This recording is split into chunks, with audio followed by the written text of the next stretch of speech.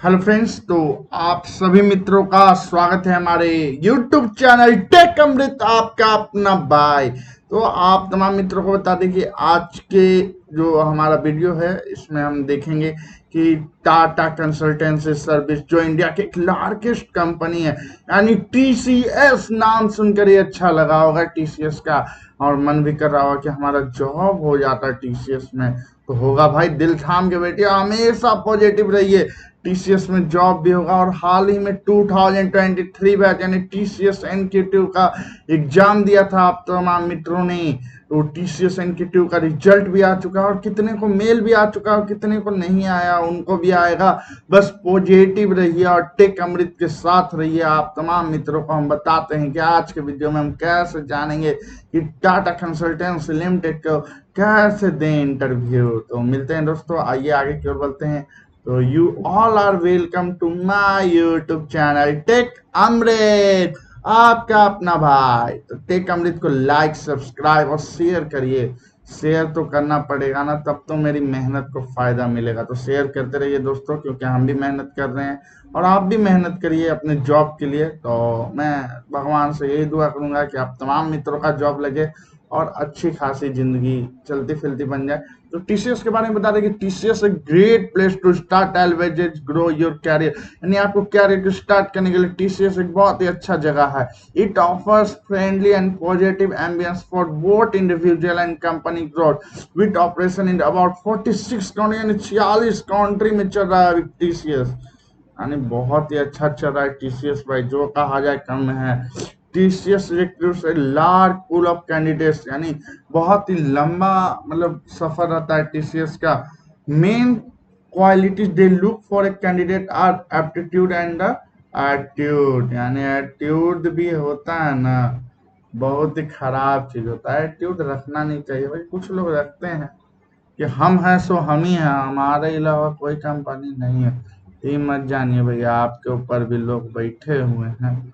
तो टीसीएस एक इंडिया की मल्टीनेशनल इंफॉर्मेशन कंपनी है, आप तमाम मित्रों को बता दें, जिसका हेड क्वार्टर मुंबई में है और part of Tata group operates in 149 location and 46 country में, यानी 46 देशों में इस समय टाटा कंसल्टेंसी लिमिटेड चल रही है। तो बहुत ही अच्छी कंपनी है टाटा कंसल्टेंसी लिमिटेड। और इसके लिए आपको कुछ नहीं करना है, पहले एक टेस्ट देना है, उसके बाद टेक्निकल राउंड इंटरव्यू देना है, यही इसमें लिखा हुआ है। क्या करते हैं टीसीएस का प्रोसेस क्या होता है। तो आप फ्रेशर हैं तो आपको 3 राउंड का इंटरव्यू या sometimes 4, there will be written test, group discussion, technical interview, and each round. TTS also opts for phone interview for screening purpose, यानी कभी कभी दिक्कत हो जाता है नेटवर्क में लैपटॉप चलाते हुए, तो टीसीएस आपको फोन इंटरव्यू का भी सुविधा देती है। और ये मत समझिएगा कि सीएस और आईटी और एमसीए बैकग्राउंड के लिए जॉब लगता है। अरे भैया, सिविल के हैं तो तब भी टीसीएस दे सकते हैं, ट्रिपल ई के हैं तो तब भी टीसीएस दे सकते हैं। हम मैकेनिकल वालों को कहना है उनको भी देना है भाई, यानी चारों ब्रांच के लिए आप एलिजिबल हैं। बस इसमें आपको कोडिंग का नॉलेज और एप्टीट्यूड का नॉलेज होना चाहिए। Then you will be asked question on C and C++, OOPS, SDLC and first Java. If not, you will be asked question about your final year project, यानी आपने जो project, हर final year में BTech में एक project होता है, और technical knowledge you acquired during college day. They will ask you if you are comfortable with any programming language, maybe C or OOPS, यानी ज्यादा सी और उप्स को उन लोगों ने वैल्यू दिया है। Ask you a swapping numbers, palindrome programs, यानी सब प्रोग्राम होता है। The list of question we are below, through they prefer with 75% or above. If a minimum score of 65% with no areas, you can apply for the interview. और एक बात और सबको बता दें कि कुछ कुछ एचआर होते हैं ना, वो 65 नहीं 55 पे भी आपका सिलेक्शन ले लेते हैं, 50 पे भी ले लेते हैं। मतलब वो तो कंपनी पे डिपेंड करता है यार, जॉब लगने से मतलब है। 65 और 45 ये सब मैनेज नहीं रखता है, आपको नॉलेज होना चाहिए उस चीज का, और आप अच्छे से वहां पे कर सकते हैं काम। If you are hoping from another company, you will have 1 or 2 round, यानी अदर कंपनी में 2 ही राउंड होता है, मैं भी दिया हूँ। technical interview followed by HR discussion. They may be more than one interview and you will be asked question on various topics from your resume. यानी अधिकतर इंटरव्यू में आपके रिज्यूम से ही क्वेश्चन मांगा जाता है। यानी आप रिज्यूम में लिख दिए कि हमको सी का ज्ञान है और आगे जाके पता नहीं है कि सी क्या है, तो इसलिए यदि आपको जिस चीज का नॉलेज हो वही अपने रिज्यूम में डालिए। तो आगे की ओर बढ़ते हैं मित्रों।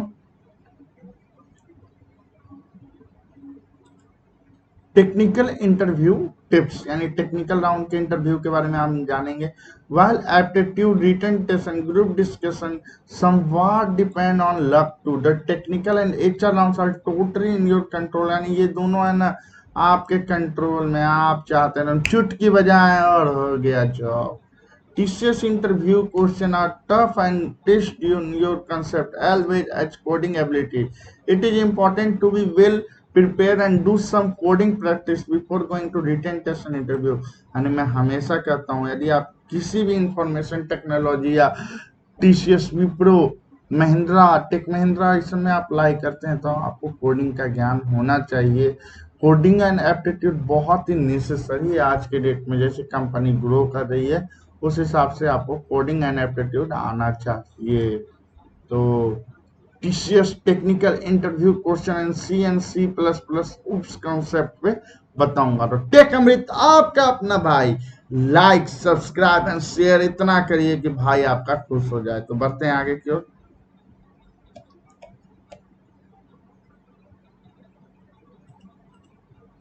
Explain the 4 storage in C, यानी मतलब बोल रहा है एक्सप्लेन करने के लिए जो C में 4 स्टोरेज है। पहला एक्सटर्न होता है, ऑटो होता है, स्टैटिक एंड होता है, रजिस्टर होता है।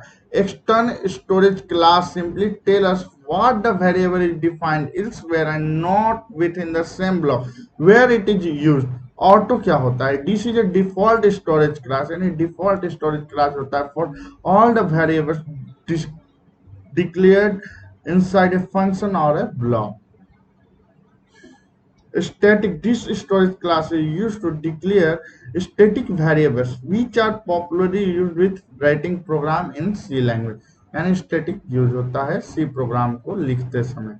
Register, it declares register variables that have the same functionality as that of the auto variables. What are structure in C, यानी C में क्या होता है structure? A structure is user defined data type C and C+. A structure creates a data type that can be used to group items, possibly different type, into a single type. What is inheritance? यानी ये बहुत ही अच्छा का मतलब question है। बहुत से interviewer आपसे पूछते हैं कि इनहेरिटेंस क्या होता है। मतलब इनहेरिटेंस अधिकतर मतलब इंटरव्यूअर क्वेश्चन पूछ ही देते हैं। मैंने हाल में एक कंपनी का इंटरव्यू दिया था, उसमें भी ये क्वेश्चन पूछा गया था कि इनहेरिटेंस के बारे में आप बता सकते हैं। तो इनहेरिटेंस का अच्छा खासा क्वेश्चन है, पूछा जाता है हमेशा, तो इसको तो हम बोलेंगे कि रख लिया करिए। In object-oriented programming, inheritance is a mechanism based on classes. Inheritance refers to inheriting the data members and properties of a parent class to a child class. A class that is derived from another level is often called a subclass or a child class, and type from which the child class is obtained is known as superclass or parent class. What are the 4 basic principles of OOPS, यानी OOPS object oriented programming? हम लोग इसको object oriented programming कहते हैं OOPS को। The 4 basic principle of OOPS is abstraction, inheritance, encapsulation, polymorphism, difference between a structure and class. And structure और class में difference क्या होता है? A structure is the same as a class except for a few difference. The most important them is security. A structure is not secure and cannot hide its implementation details from the end user. While a class is secure and can be hide its program and designing its details. और आगे बढ़ते हैं मित्रों। What is operator overloading, यानी operator overloading क्या होता है? ये भी क्वेश्चन, ये जो 6-7 है ना, ये क्वेश्चन बहुत बार पूछा गया है मेरे समय से और मैंने देखा भी है। मैं इस समय अपने ट्रेनिंग एंड प्लेसमेंट सेल का वॉलेंटियर भी रह चुका हूँ और अभी मैं दरभंगा कॉलेज ऑफ इंजीनियरिंग का 4th ईयर का छात्र हूँ और मैंने दिया है 1-2 कंपनी का इंटरव्यू दिया है, बस सिलेक्शन होगा कि नहीं होगा। एक का इंटरव्यू का कॉल भी आया है और समय बताएगा भाई क्या होगा। और भगवान से मैं यही दुआ करूंगा कि आप तमाम मित्रों को जॉब लग जाए और खुशी पूर्वक आप रहें। Operator overloading is a very essential element to perform the operation on user-defined data type. By operator overloading, we can modify the default meaning of the operators. Operators तो आप जानते ही हैं, प्लस माइनस गुना भागा equal to. What do you mean by call by value and call by reference? And CA में एक question पूछते हैं interviewer. In the call by value method, we pass a copy of parameter is passed to the function. For each copy value is new memory is assigned and changes made to this value do not reflect the variable in the main function. In the call by reference method, we pass the address from the variable and the address is used to access the actual argument used in the function call. So changes made in the parameter alter the passing arguments. Are variable in C static or dynamic scope? In C, variables are always statically or logically scoped. Blinding of variable can be determined by program text and independent of the runtime function call stack. What is the meaning of command line in C? यानी command line argument सी में क्या होता है भाई? तो command line तो आप जानते ही होंगे, सीएमडी एक कमांड ही होता है। कमांड तो बहुत अच्छा चीज है, वर्ड से ही आप समझ रहे हैं। Command line arguments are used to get parameters from command program in C. There are 3 arguments to the main function in C. They are argument counter, argument vector, environment vector. Explain construction in C plus plus. C plus plus में constructor क्या होता है? ये सब question है ना, हमेशा पूछा जाता है, इसीलिए मैं वही क्वेश्चन चूज करके दिया हूं जो इंटरव्यूअर आपसे पूछे। और इंटरव्यूअर फर्स्ट में ही आपसे पूछ देंगे कि आपको कौन सा प्रोग्रामिंग लैंग्वेज का ज्ञान है। जैसा कि मैं आपको बताया था स्टार्टिंग में, नहीं बताया होगा, भूल गया होगा, तो उसके लिए मैं क्षमा प्रार्थी हूँ।